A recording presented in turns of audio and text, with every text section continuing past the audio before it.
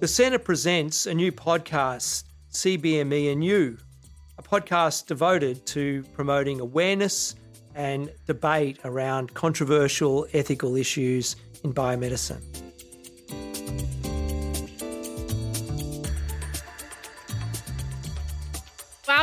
Welcome to episode 4 of our season 3, CBME and You, a podcast about bioethics. And today we have guest host Kat Muyskens. Welcome Hello. back, Kat. Here to chat with Dr. Johannes Kniess. Is that how we say it? Yeah, that's fine. Oh, I'm amazing. James, step aside.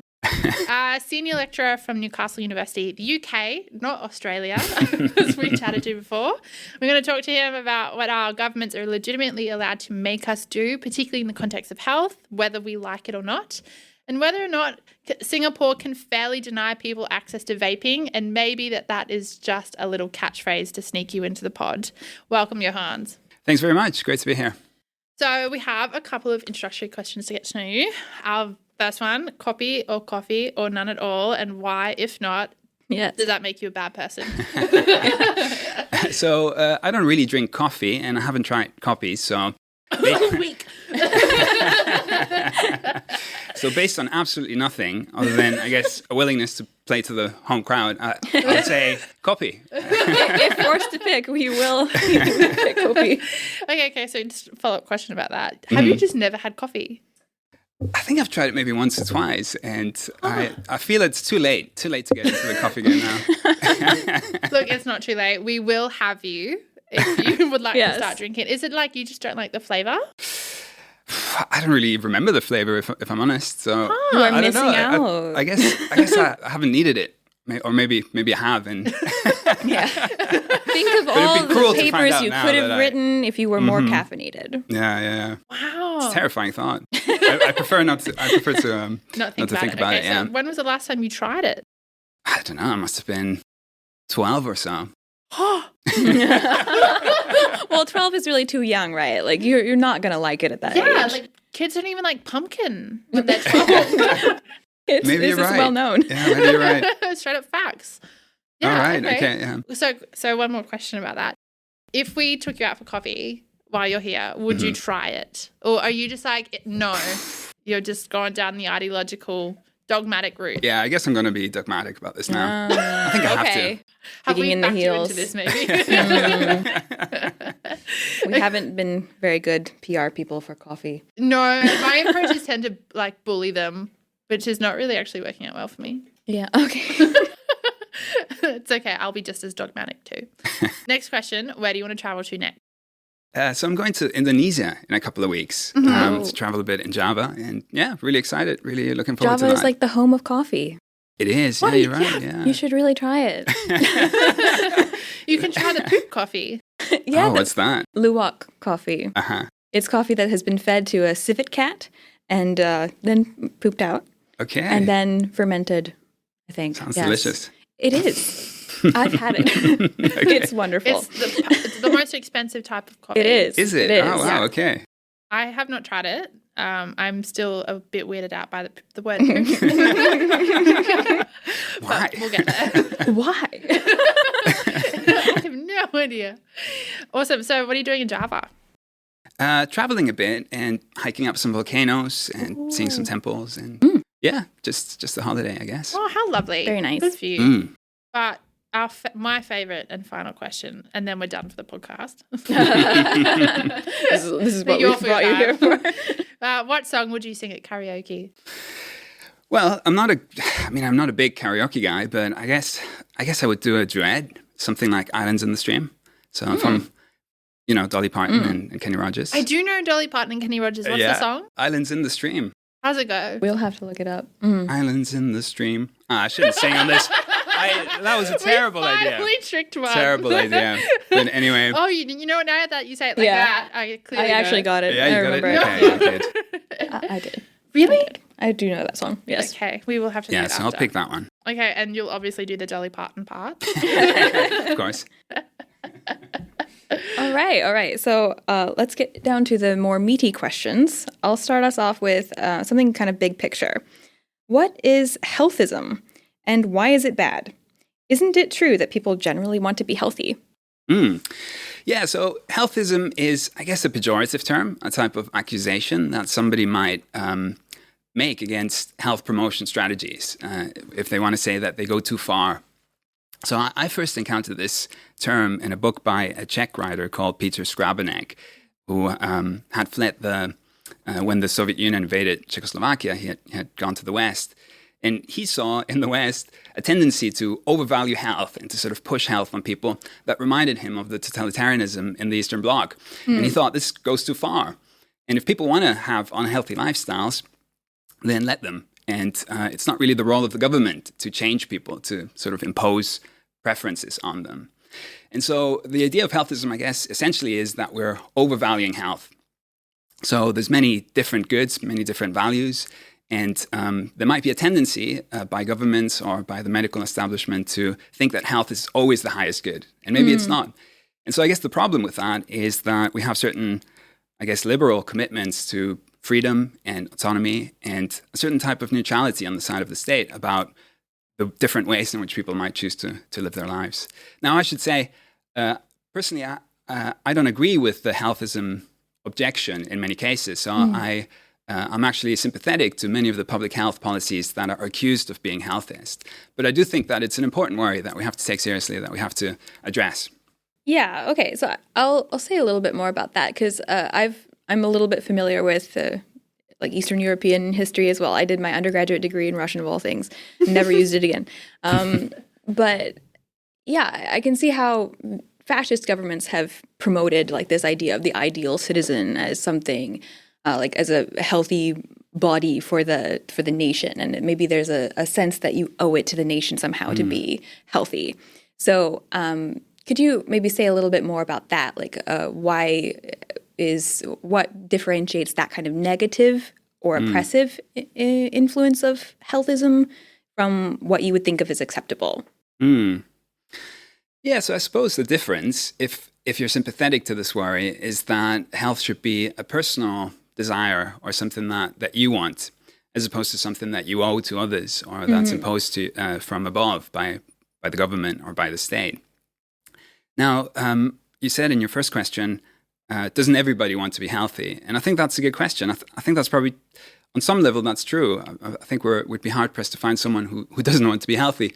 But people want different things, and they want them to different degrees. And so being healthy there might be trade-offs with other goods or values that you might have. So somebody who, let's say, likes to go binge drinking or likes to eat delicious but really unhealthy food, they might put these other goods, comfort or pleasure or whatever it is, above being healthy. And so if the government tried to change their ways, then it looks like they would be trying to overturn their preferences, the way they have decided they want to live their lives. And I guess that's the core of the problem. So can you give us a couple of examples? You're talking about trying to change people's ways, and that might come from campaigns like advertisements on the side of bus shelters or just advertisements around the city in general. Or are you talking something more about like incentives or penalties when people do not conform to certain health messages like vaccines or something? Yeah, I think it could be any of these. So I guess I'm talking very generally about health promotion campaigns. And that could be, for example, anti-smoking policies or policies designed to change people's diets or promote more active lifestyles. And I guess I guess the goal is to get people to live more healthy lifestyles, but there's a lot of different means. So you can have information campaigns that are not coercive, but simply inform people about or warn people about the risks of unhealthy lifestyles.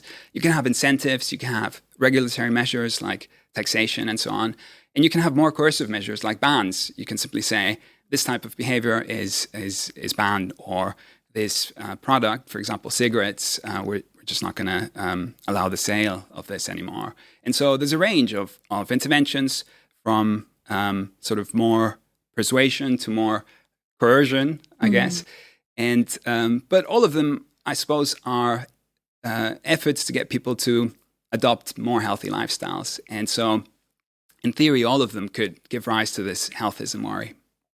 I'd like to ask a little bit more about this because you said that you give this example of someone who might engage in binge drinking because there's some other good that they might validly want to pursue there. Like say that hangover, my favorite part. One of the best things. So you're describing that in a way that makes it sound like it's a rational or reasonable choice. But I think a lot of people make these decisions more out of ignorance or out of there isn't a better option available to them. So can't health policies sometimes be a way to give someone a better option instead of, or to give them maybe more information, like you said? Yes, Right. Yeah, so I guess your question is, aren't people making a mistake when they're prioritizing other things other than their health? And I think the answer to that is sometimes, yes. So somebody might choose the sort of binge drinking lifestyle because they're not adequately informed about the health risks of alcohol, for example, or they might be they might have certain cognitive biases or irrationalities. They might be discounting future risks in an irrational way, or maybe they're just they suffer from weakness of the will or something like that. And their actual preferences, so what they actually would prefer is to be healthy, but they're choosing the wrong means to attain that end. And so in this case, it looks easier to justify a campaign to sort of help that person lead a more healthy lifestyle. However, I think it's also going to be true that at least some people make no mistake when they decide that for them, other goals are more important. So we can't imagine someone who's adequately informed and has all the sort of cognitive capabilities to make an informed choice and says, well, this is the way I want to lead my life. And if that means I'm shaving off a few years of my life expectancy or that my risk for certain diseases, illnesses is greater, then I accept that. And that's a trade-off I make. And I think here, it's hard to say that this person is making a mistake. So I think there's a reasonable range of different ways to lead your life and different trade-offs that you can make between goods like health and other things. And so I guess we need a good answer of as to why, in this case, we should nevertheless attempt to pursue a policy that encourages a healthy lifestyle. We might, the government, and I think quite a few philosophers or scholars point out that your health doesn't just affect you. And yes, it is true that there are many goods in life that you are free to pursue, like health or accomplishments or relationships or clothing and good skin.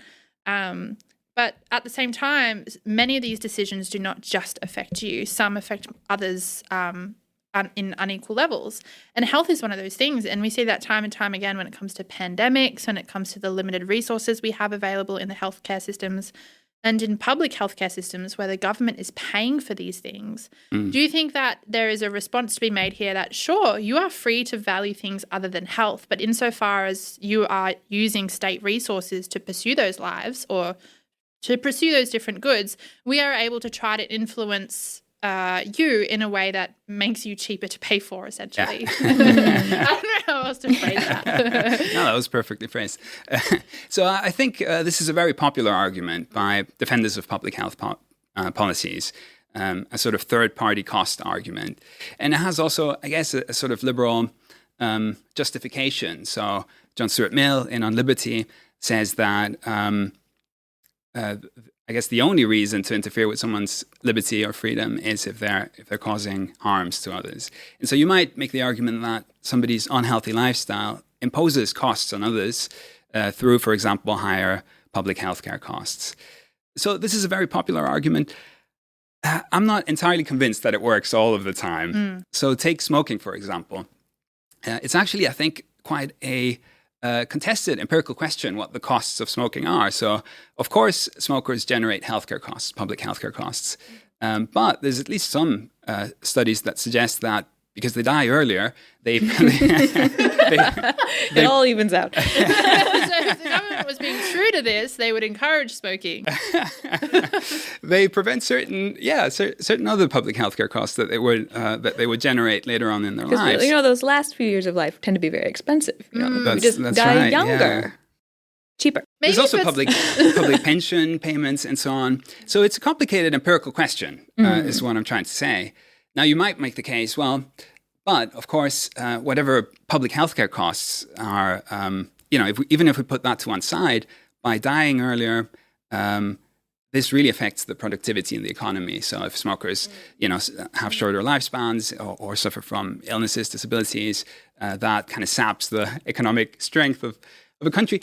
But I think this type of argument is, at least from a Million perspective, is too indirect to make, because if we started to limit people's personal liberty when they are not optimally contributing to the economy or something like that, then I think we would be overreaching in at least on one interpretation of the harm principle. So I'm not saying that this argument, the cost to others argument, is always wrong, but I think that it has limits.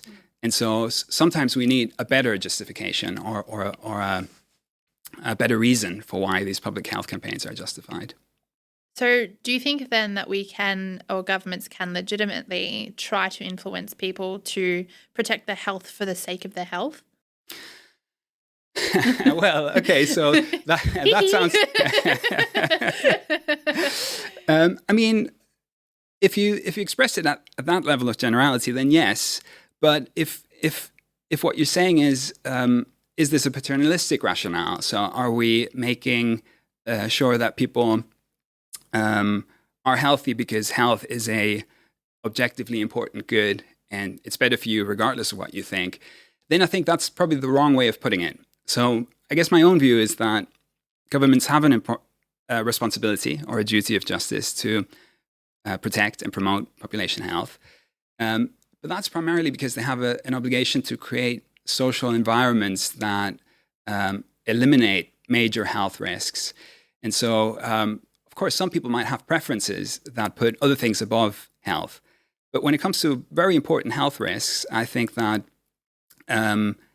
it's important to create social environments that don't encourage preferences that heavily undermine people's lifetime expectations of health. So I think that's, for me at least, a more reasonable, a more plausible foundation for these public health efforts. So what you're saying then is, okay, maybe we can't try to encourage people to value health for the sake of health, regardless of whether or not they feel about it. What you're saying is we shouldn't encourage the other way, which is to not value their health. So are you saying then the state should just be neutral? Like they shouldn't be commenting on people's health? So I do think that the state should be neutral in the sense that it should not promote any one specific version of the good life. So I guess I am committed to neutrality in that sense. But I think that there are certain goods that are generically valuable. So whatever your life plan is, some things you will need like as a being able to citizen. breathe. Being able to breathe is one of them. And more generally, your health, but also things like certain opportunities, rights, wealth, income, and so on. So these are, I think, generically important. And so I think we have to take care that people have at least a good level of these goods. And if we frame it that way, then I think we're avoiding this more perfectionist view that says health is the most important thing in your life. Rather, it's simply about creating a social environment that makes sure that people have access to these generically important goods. That's my view. Okay. So, I see that what you're saying is you want policies to, enable people to pursue health, however they define it or however they value it within, a set of other goods that they may value. Is that correct? Yes, I think so, yeah. So I want to just do a shameless little plug here of my own work. Hey, a man wouldn't be shameless. Okay, that's as maybe. But so I wrote a paper with a colleague of ours, Angus Dawson, recently about Confucian approaches to public health. And so I would just want to play the Confucian devil's advocate to you here and ask you, a Confucian might say, your framework that you're proposing still looks like it's trying to avoid saying something that's actually true, which is that some ways of living are better than others. And liberalism might just be too reluctant to make that judgment. So what would you say in response to that? Yeah, great. I read your paper and it's really, really helpful and I learned a lot from it. So I guess I would answer to that question, yes. I guess at least one view of liberalism, the one I suppose I subscribe to, is reluctant to make these judgments about the good life. Now, I don't doubt there's a lot to learn from Confucianism. as there is from any other sort of worldview, Christianity, Islam, whatever. Mm-hmm. But I think there's something valuable about having governments or the state justify at least coercive policies with reasons that anyone could accept. And so if you were to ground a public health campaign or policy on Confucian values because you think that's the best way to live, or that's the one path to flourishing, I think that wouldn't give a very convincing justification for people who don't subscribe to this view of the good life. And so I think we're on a safer ground if we attempt to justify policies with reasons that any citizen, regardless of their comprehensive view of the good life, can at least in principle accept. So there is a type of restraint here about saying, yes, this is good for you, but I think it's justified in terms of the political legitimacy of the laws that we impose on one another. So it seems like if we take what the government is promoting in isolation and we look across the board and say, is it just fairly promoting multiple values or multiple versions of the possible good life, then that might be okay to also promote health. Like if they're also promoting education and I'm not sure, holidays, for example, or other ways of living a good life, then it's okay to encourage people to value their health. But we can't take what the government's doing in isolation. They are not the only regulators and operators and people who are sending messages in society. We have mass corporations, we have industries, we have everyone out there in capitalist societies trying to make as much money as they can to convince people to change their behavior in ways that increase spending. So if then we have all these other operators or people in the arena trying to encourage people to behave in certain ways, then maybe what we can do is think that the government is therefore justified in pushing health even harder, particularly when we have so many other operators pushing people really hard the other way. What do you think this might make a bit of sense? Yes, no, I actually agree. It makes a lot of sense. No, I agree with that. So I think that there is an obligation on the part of the government to create a social environment that at least eliminates some of the biggest health risks. And if we had a society where, let's say, smoking was normalized because big tobacco companies spend a lot of advertising and encourage the formation of these preferences for cigarettes, which I guess historically has been the case, then I do think that there is a sort of obligation to intervene in this social environment so that you create at least a more level playing field, but more importantly, that you sort of eliminate risks or health risks that would lead to the development of these preferences in the first place. So it's actually it's a complicated line that I'm pushing here. So I think that we do have to, on some level, respect people's preferences. And somebody might develop a preference for smoking and think that, for me, smoking is more important than being healthy and living a long life. So I do think that. But on the other hand, I also think that we can't just take that preference in isolation, and preferences are not formed in a vacuum. And so there is an obligation to intervene in social environments that encourage the formation of those preferences, especially when you have maybe unjust influences. And that could be, for example, big corporations exploiting people's vulnerabilities or something like that. I love that idea of relational autonomy that comes from feminist literature, which talks exactly to what you're saying, which is that we do not form our values in vacuums. We form them from the get-go under the influence of our parents, of our friends, of our peers, of our religious and cultural norms, of the institutions that are trying to get us to do what they want us to do. And so just because someone thinks that smoking is what they want to do, when we actually look at the content of their preference, and we have to look at the content of their preference to go, why would you possibly want to do that? Like, what are your reasons for wanting to do that? It's only when you judge their preferences that you can determine whether or not they're probably coming from unjust or exploitative circumstances, or if someone could have reasonably come up with that preference in their own right. And I think this speaks to what you're saying and about how we can sort of draw the line as to when it is okay. So things like binge drinking or smoking or really obvious oppressively unhealthy behaviors that we wouldn't come up with on our own. The only reason we have them is because someone's trying to make money off us. Whereas when there are other things that we could legitimately value that aren't great for us, which is like having the occasional wine. It's not, there's not a lot of empirical evidence that having the occasional wine makes your health worse off. Actually, there are some studies that say red wine's good for you. Chocolate. So, maybe. Yes, absolutely. No, Okay. I fully agree with that. And the glass of wine, that's a good point, because I guess what I'm not advocating is to eliminate all health risks and to make people, health freaks. And I think that would go too far. But intervening so as to eliminate major risks, and I think you mentioned some of them, that I think is not just permissible, but in a way required by justice. But that also introduces a new empirical condition on what governments are justified in doing, because it has to be statistically or empirically beyond doubt proven that health behaviour is actually contributing to that health outcome. Yeah, that's a good point. And that's a criticism that a lot of public health behavior change campaigns often get, is that sometimes we don't understand the empirics of whether a behavior is actually unhealthy. Often it goes back and forth. I mean, you were saying these studies about whether a glass of wine is good for you or not. Yeah. It feels like every year that changes.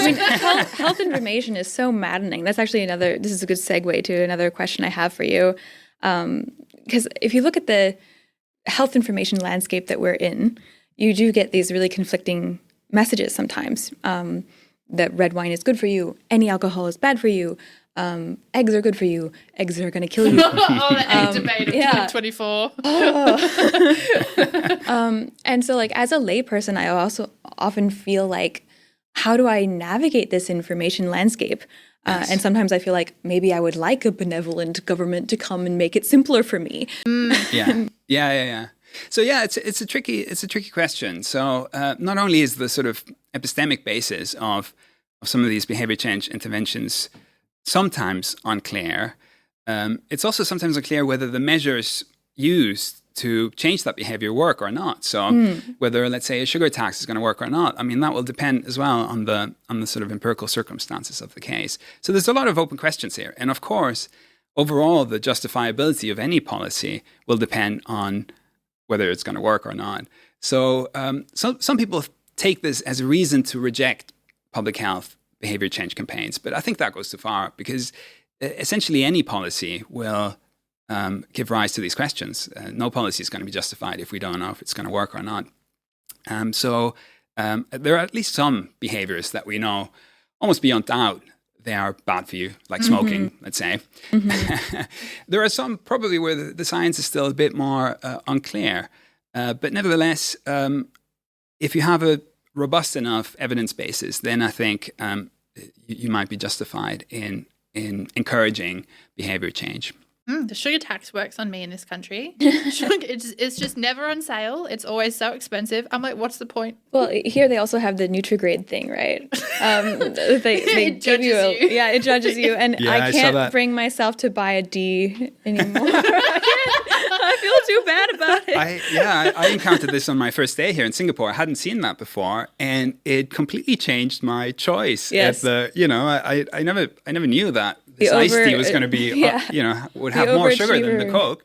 And so it changed the thing that I would have Yep. chosen. It was Yep. quite amazing how quickly that works. In Yeah. Australia, we don't have we have a star system, 1, 2, 3, 4, 5 Yeah. stars. And I was actually looking at my Wheatie Bix this morning, which is a classic Australian breakfast. You wouldn't know because Newcastle University is in the UK. We call it Weetabix.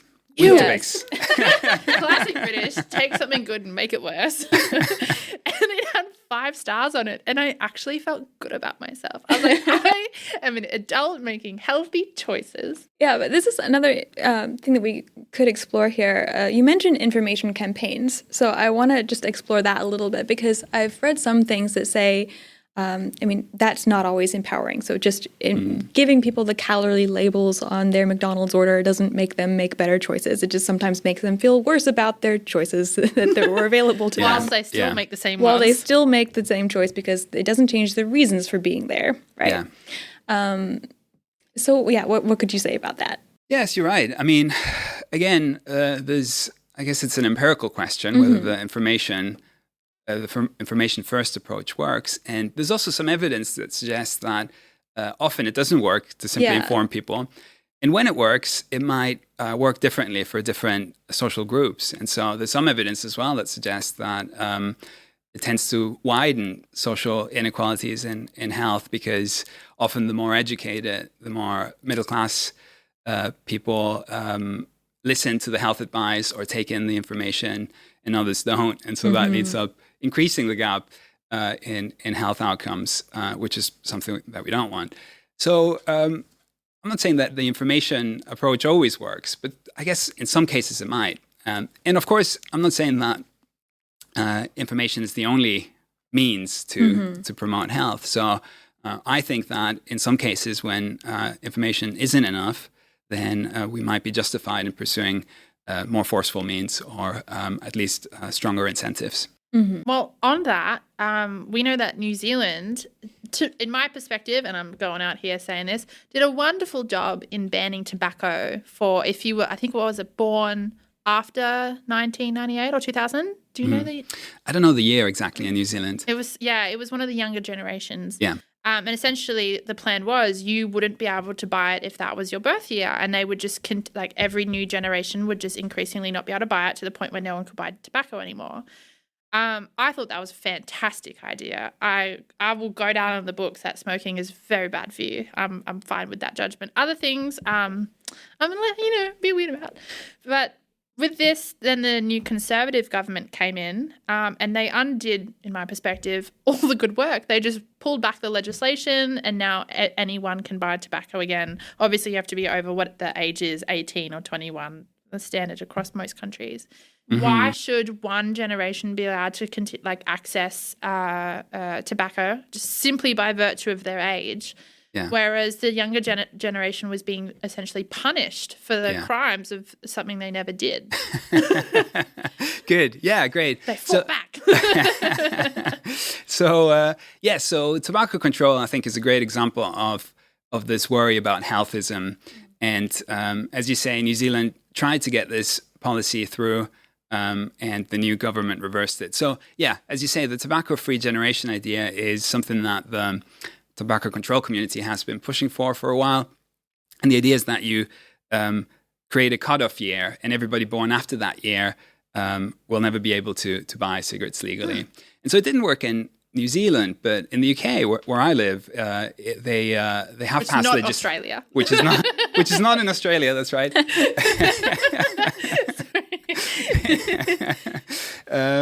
The previous government, the Conservative government, introduced legislation, and the new government, the Labour government, has reintroduced it, and it has gone through the House of Commons.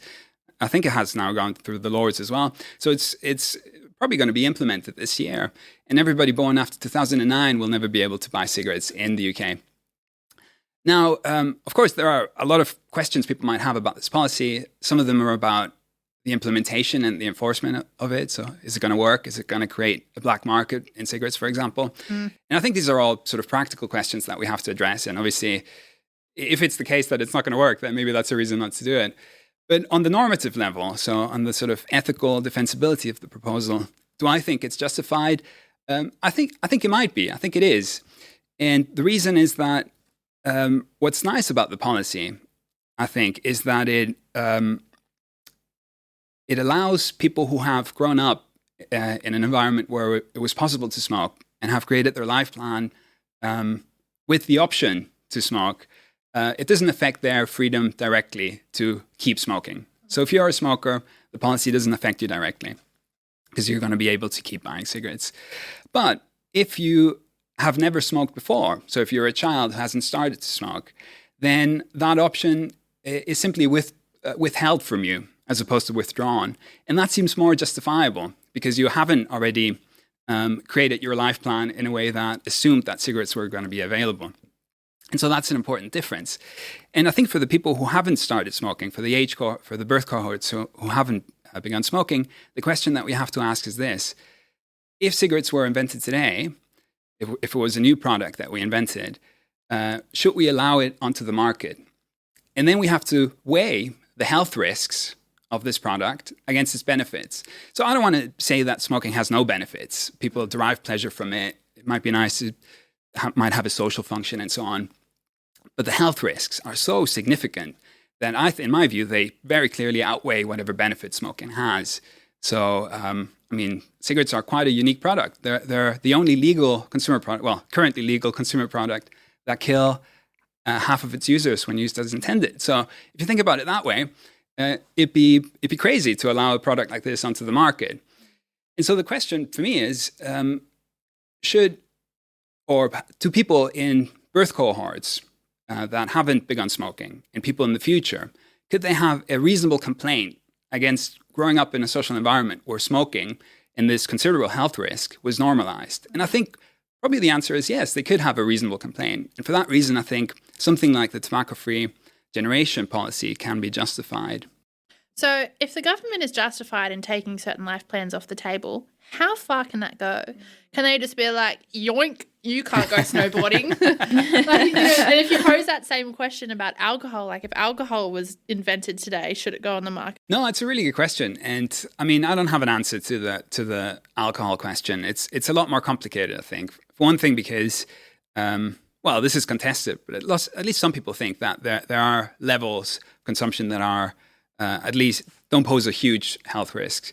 Some people say there is no safe level, and that again kind of goes back and forth. But in any case, I think alcohol has other functions in society that are probably more important than whatever functions smoking has. So it is Friday evening. It is a social lubricant. It is something that's quite ingrained into our culture, at least in the West, and so I think you do have to weigh the health risks of a product or a behavior against whatever values you would undermine by taking it away. And so it's a hard question, actually. I don't know about alcohol. And I think also that the justifiability of discouraging alcohol consumption, discouraging it, I think that's probably justified. But banning it, the justifiability of that would also depend on whether there are alternatives that fulfill similar functions. So if we invented a sort of similar drink to alcohol that served a similar purpose, and I think people are working on this as well. What alcohol and schmalcohol? Yes, exactly. Then probably the idea of banning alcohol is going to become more it's going to be on the table if that happens. So that's not a very clear answer to your question. But I guess you have to weigh, in a way, the values that you would undermine by eliminating a health risk. And by the way, I don't think that, I don't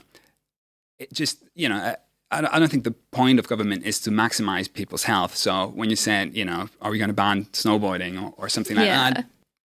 I think really it's about eliminating significant health risks, especially health risks that are not outweighed by other considerations that might be more important. Yeah, I had another question for you. Since we've talked about certain things being, you're okay with certain coercive measures or certain kinds of public health campaigns that might put pressure on people to adopt certain healthy behaviors or resist certain unhealthy behaviors. And we've talked about healthism, but I want to talk about like the moralization of health. So I think we can agree that a society that prioritizes health to the exclusion of other goods is a little warped. But what about the moralization of health behaviors? Yeah. Because some public health campaigns do seem to come with that, where there's like a lot of judgment attached to people who smoke or drink too much, right? Or people who eat too much, things like that. So what could you say about that? That's a really good question. And I think this is about the means of behavior change.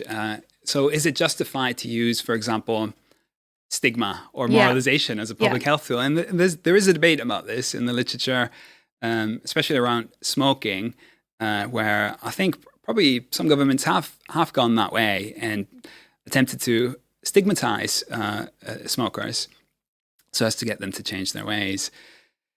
I think it's a very difficult line actually to tread, because on the one hand we do want to change probably social norms. I guess the term is denormalization of smoking, for example. And part of that is, for example, having counter advertising campaigns or plain packaging, that kind of thing, or eliminating smoking in the movies or TV or whatever. But you could go further, and you could say, smokers are disgusting, they stink, and that kind of messaging, which sometimes happens. I mean, obviously, the risks here are that you're not just alienating people, but you're marginalizing a group of people, and especially when certain behaviors are clustered in certain socioeconomic groups, that also raises questions of social justice. So it's a very difficult line to take. I think you'd have to be very careful to sort of use stigma as a tool. And I guess you want to eliminate, or you want to avoid a sort of moralizing discourse that makes this about personal failure when people don't change their behavior. And rather, I think you want to put the emphasis on the responsibilities of government to create environments that don't expose people to significant health risks. So I would say it's preferable to focus on the regulation of corporate actors such as tobacco companies, as opposed to focusing on the individual and how they choose to lead their lives.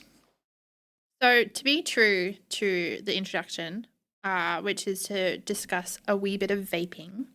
In case you've been living under a rock since you got to Singapore, you've probably seen the signs around. My personal favourite that pops up in my HDB at the elevator is Final Destination. Yeah. I keep thinking it's an advertisement for a movie. Yeah, I keep thinking it's another movie. But it's actually talking about vaping, Final Destination. Is it hospital or death? It doesn't matter. It's a really one or the other. Yeah, it's a interesting combination of cinematic wording and health messaging. But then there are other ones that get sent around, which is the one of the father who lost his 18-year-old to vaping allegedly. And then there's all the other penalties that we face. So as a person on a visa in this country, if I get caught with a vape 3 times, I get kicked out and never to return. Then there's also like fines, prison, etc. So this is what you were talking about, which is when we take health messaging and we attribute it to the individual rather than regulating the industries around it. And the reason that Singapore can't do that is because they've already banned it. So they've already banned the selling of these goods. You can only get them via illegal means, but people still do it. There is still a problem. And so now the government is coming for the individuals who do it in a surprisingly cinematic way. Yes. So how does this sort of fit the policies that you have in mind, where they've already banned it and now it's still a problem? And, there's also questions about the empirical evidence of vaping or e-cigarettes, et cetera. Yeah, great. That's a great question. And when you told me you were going to ask me about the vaping ban in Singapore, I went and looked at the government's justification for it. So let me first say about whether the ban itself might be justified, and then about the means to pursue it. So I think Singapore is one of 30 or so countries in the world that has banned vaping, but it's probably one of the countries with the better enforcement capabilities and sort of more robust measures to enforce that ban. And the justification, I thought this was really interesting, was the following. Smoking already exists in Singapore, and it's sort of entrenched in people's habits, in their ways of living. But vaping is new, and it's a new product, and so we can eliminate this option before it has even sort of had a chance to establish itself in the society. And of course, if you frame it, this is exactly the same justification that I gave for the tobacco-free generation proposal. So it's more justifiable to withhold an option that hasn't existed before. So in the case of cigarettes, for future people who haven't formed their preferences for cigarettes, than it is to withdraw it from existing smokers. And so the logic of the argument is exactly the same. And so I do think there's this sort of sound general justification for the ban, assuming, of course, that vapes are very important or very grave health risks. But I think it gets more complicated, and that's because of the relationship between smoking and vaping. So there's a live debate in the public health community about whether vapes are a good smoking cessation device. So some people believe, not everyone, but a lot of people believe that for existing smokers, vapes are a great way to stop smoking because, it's a different and presumably more healthy way to consume nicotine. And for a lot of smokers, it has worked. So they can sort of wean themselves off the smoking habit through vaping. Now, I say presumably because we don't fully know the health risks of vaping. And so this, again, is an empirical question that, I can't assess myself personally. But from what I understand, the health risks of vaping are not as great as the risks of smoking. It's not great for you, obviously.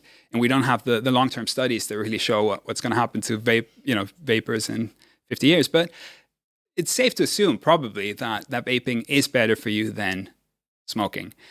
But there is a risk, of course, that people who haven't been smoking start a vaping habit. And we can see that with kids everywhere in the world, in the UK for sure, maybe here as well, that children who haven't started to smoke are vaping.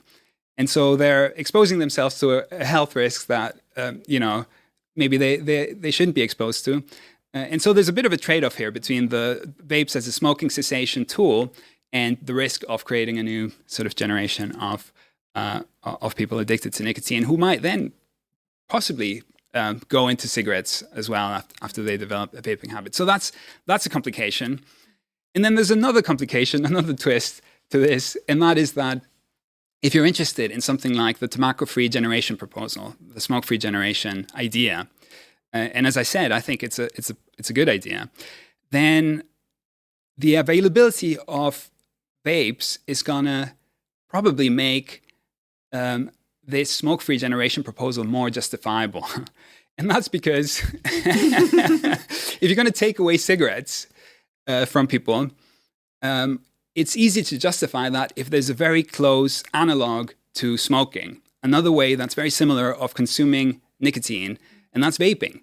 And so if you're going to pursue the smoke-free generation, it's easy to justify to people if you allow vaping. And in fact, the UK legislation, the Tobacco and Vapes Bill, it's going to phase out smoking for future birth cohorts, but vaping is still going to be allowed. I mean, we're going to crack down on flavors and sort of, things that encourage children to start vaping. But nevertheless, it's going to be legal to buy vapes. So you have these kind of trade-offs here, which make it very complicated. So I guess my answer to is a vaping ban justified is maybe, yeah. I mean, it depends on these circumstances, some of which are just empirical questions. And then you have the further question. Sorry, this is a very long-winded answer, but you have the further question of what means are permissible. If you think that the vaping ban is permissible from a sort of ethical standpoint, then what means can you use to enforce it? And you said that in Singapore, it's not just the sellers of e-cigarettes that face these penalties; it's also the users. Now, personally, I think that with all addictive substances, it's better to attach the penalties to the sellers as opposed to the users. I guess from a sort of harm reduction perspective. So what if that's not enough? What if that doesn't get people to stop vaping? Well, I don't know. That's a difficult question to answer, but I think it's probably preferable not to attach penalties directly to consumers. I think it's well established that if you want to reduce undesirable addictive health behaviors like drug use, alcohol use, it's better to use a supportive rehabilitative approach than a punitive approach. That's why we used to have drug court in Queensland, back home in Australia, where instead of trying to just punish drug users and send them to prison where it might essentially just get worse, they would be sent to rehabilitative services, and it was treated as a health issue rather than a criminal issue. Unfortunately, that got defunded, obviously, under the next government, etc. But yeah, I completely agree with you. Punishments should sit with those who exploit these addictive behaviors rather than those who fall prey to these addictive behaviors. Yeah, another thing I wanted to respond to about what you said is the the point about like efficacy of the policy, right? Like, so what if it still doesn't work? Because you've highlighted that in a couple of your answers earlier as well about like it depends on if the policy works. If we find out that the policy works, then we should keep doing it, or something like that. But obviously that's not the only consideration, right? Because you could have Singapore also has really strong penalties for drug behavior or drug selling, things like that. And so even as severe as it is here, it's not 100% effective. There still does happen to be some drug use. But you could imagine a society that just says instant death penalty every time you vape. You will die. We will find you and we'll kill you. And maybe that would be really effective, but would it be ethical? Yes. Would it be justified? Yes. So it's always a trade-off between those values, right? Yes, absolutely. Yeah. And I think, when we think about the means of behavior change, as I was saying before, probably there's a spectrum between persuasion and coercion. And there's some complications here, but probably the more you move to the coercive side, the stronger the justification has to be. And if you have to move to very coercive means, death penalty for everyone who takes it, then probably it's not worth it. And then probably you just have to say, well, in principle, we would be justified in attempting to change this behavior to encourage a more healthy lifestyle. But the practical costs are so great, or the sort of the other moral consideration, people's dignity, and so on, outweighs whatever gain we would have here in terms of the promotion of health. And so, we can't be health absolutists in this regard. So I think obviously the means matter, and also a lot of this will depend on the empirical circumstances of of the country in question. And I think even like a policy like to go back to the tobacco-free generation, the smoking and tobacco and vapes bill in the UK. One reason that is probably more justified to try in the UK is that smoking rates are, at least on a sort of in a European comparison, relatively low. So if you had a society where smoking was a lot more established, then doing this would be probably harder to justify. And the costs, the other moral costs in pursuing this type of policy would be greater. And again, in Singapore, circumstances are very different from the UK, let's say, or other countries in the West. And so the permissibility of certain public health campaigns here will also depend on local norms, expectations, and so on. And so what can be pursued here, maybe an anti-vaping law, wouldn't be permissible in the UK. So it will all depend on a lot of moral considerations. So what you're saying is governments need to pick their battles. I guess you cannot fight poor health on all fronts. I guess so, yes. That is all the time we have today. This has been both fun and interesting, and pew pew. If you have one takeaway. Thank you so much for coming thank you very much. Yeah, this was great. All right, thanks. Thanks for listening to our new podcast. Subscribe online and tune in every first of the month. In the meantime, listen to CBME and you, and be savvy.